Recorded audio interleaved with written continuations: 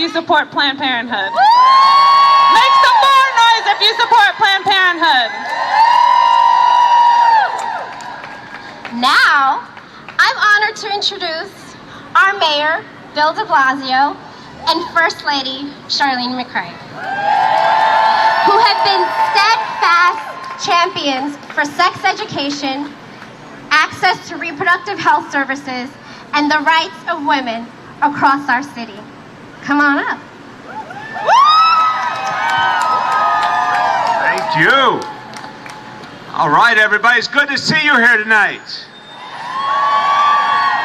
Thanks, Rhea, for your advocacy and leadership. Thank you, everybody, for being here tonight to stand up to Donald Trump and the Trump administration. Is everyone ready to stand up?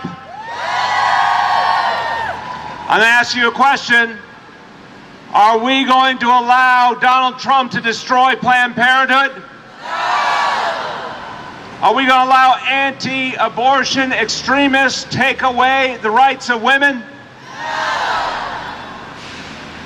We in New York City, we feel a special connection to Planned Parenthood. Planned Parenthood started here. This is where this extraordinary organization has helped millions upon millions of Americans. It started here.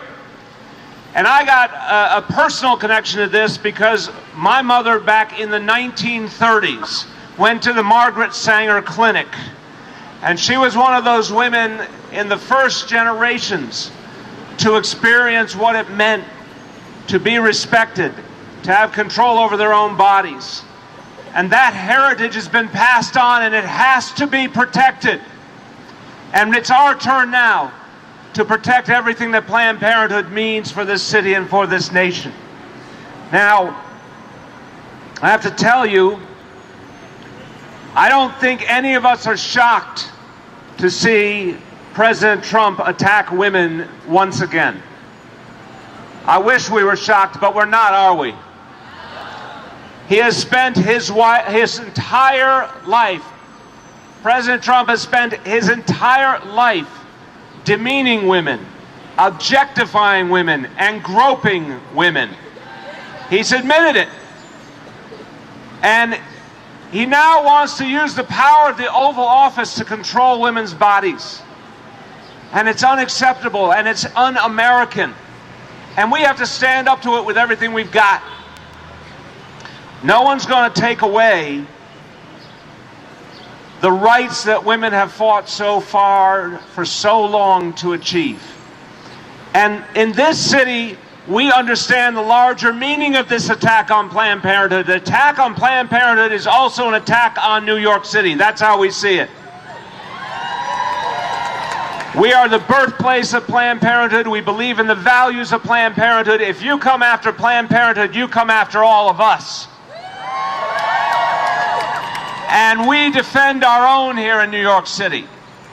So I would advise the president not to mess with his hometown, because it doesn't end well, does it?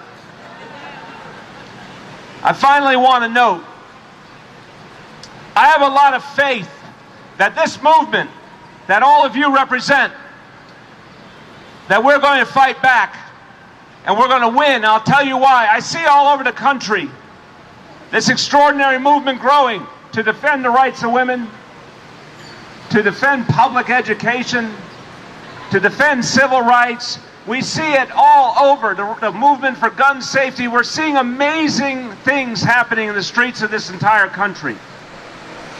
And remember, the Women's March of January 2017 was the largest demonstration in the history of the United States of America. So women have shown they will not have their rights trampled on. And if the president persists with his attacks on Planned Parenthood, that march in 2017 is going to look like a small picnic in Prospect Park compared to the millions and millions of women and all Americans who will be in the streets. So we're going to stand up and we're ultimately going to win. And I have the honor now of introducing someone who's literally devoted her entire life to fighting for fairness and equality and the rights of women and the recognition of the value of women, our First Lady, Charlene McCray.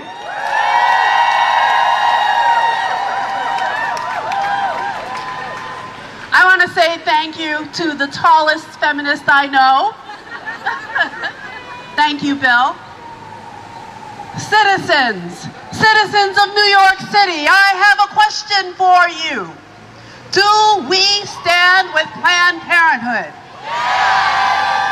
That's right, we do. Now, remember, the president doesn't listen when he's told to keep his hands off women's bodies. So we need to be loud enough to make him hear. Let me ask you again. New York City, do we stand with Planned Parenthood? Yes! That's better. That's right. And we can't keep fighting. We know this gag rule isn't really about money or abortion. It's about control. Some people want to control the choices we make. They want to control what our bodies do and what they say. They want to control who deserves health care and who doesn't. This is a nightmare. Straight out of a man-made tale. Are we going to stand for it? No! We will not let them take us back to the dark ages. We will call, we will march, we will fight, we will vote, we will run, and we will win. We will stand up for the undocumented, the uninsured, the low-wage workers, the survivors of domestic violence, and all of our sisters who depend on Planned Parenthood for health care.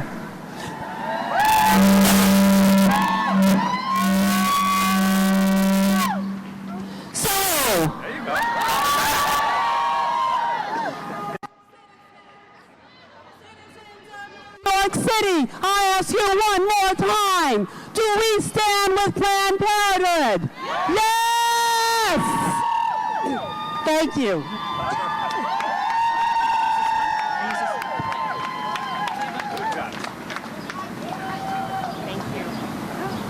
Thank you so much.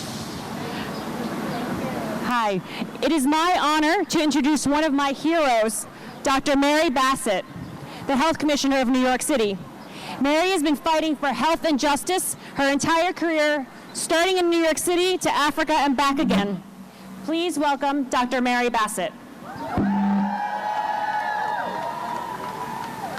Thank you, Christina, and I would like to say good evening to everybody. As you heard, I'm Dr. Mary Bassett. I'm the Health Commissioner for New York City. I want to thank our Council Speaker, Corey Johnson, and the Majority Leader, Lori Kumbo, for such powerful words. And you just heard from our First Lady, Charlene McCray, and the Mayor, Bill de Blasio, as well as Kathy Hochul, the Lieutenant Governor. They have all long supported women's rights. I want to thank them all for unwavering commitment to the right to safe, legal, and affordable abortion. You know, we're in New York City, so we get to talk about abortion. And I want to also acknowledge Laura McQuaid, who came to Planned Parenthood of New York City from Kansas. So she brought with her the drive that befits a person who fought for reproductive rights in Kansas, a place where people lost their lives for the right of abortion. Being here today is also personal for me. My mother was a client of Planned Parenthood. I use Planned Parenthood services right here in New York City. My daughters now use Planned Parenthood services. So generations of women from all walks of life, and particularly those who are poor, who are black or brown, have relied on these services. I'm also here today as a physician. And for physicians, for any physician, there is a sanctity in the consultation between a patient and her doctor. Sometimes we need some assistance, but we never need someone telling us what we can and cannot tell our patients.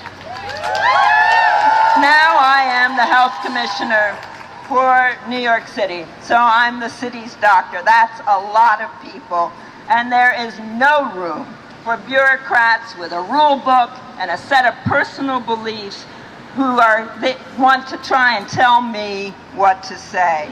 Look, no matter what policy changes, women will always need safe and accessible abortions, and women with resources will be able to get that care and all of their reproductive health needs. But the Trump administration's proposal will jeopardize access to care for roughly 150,000 New York City women who rely on Title X funding. We must defend Title X funding so that poor women can continue to access abortion and reproductive health care that they both need and deserve. So this evening, he won't be surprised. We're not surprised at him, and he won't be surprised that New York City is going to say no to Mr. Trump and his attacks on Title X for the health of women and the communities of this city. As your health commissioner, this is my duty. And as a woman of color resident in New York City, it is my right. So I want to thank you all for being here this evening. And it's now my pleasure to introduce Dr. Marissa Nadas, who is the Director of Women's Options at the Health and Hospitals, who will come up and say some words. Dr. Nadas.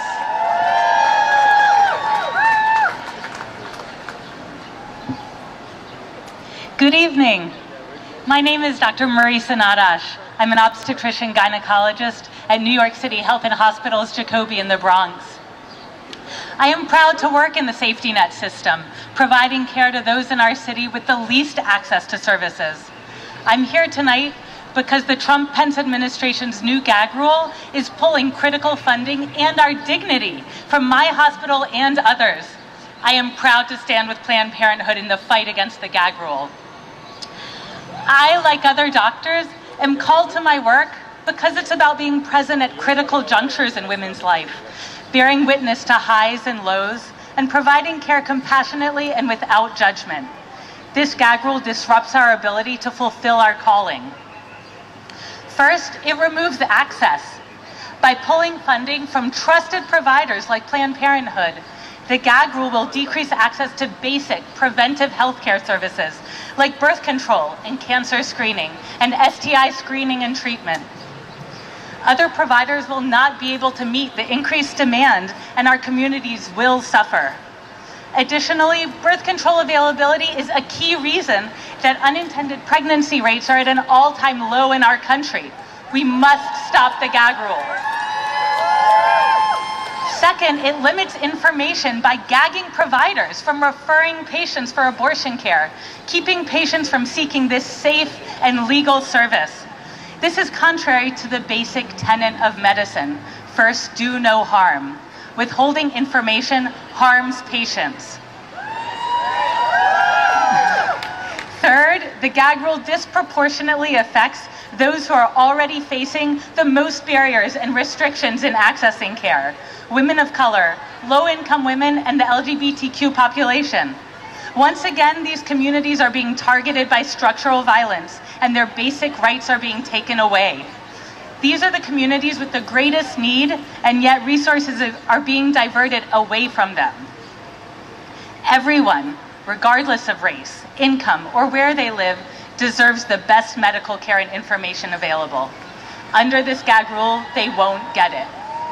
As a provider of comprehensive reproductive health care, it is my #1 priority to keep my patients safe and honor the trust that they place in me. Under this rule, I can't do that. The government needs to protect Title X and protect all of us. Politicians need to stay out of the exam room. Thank you.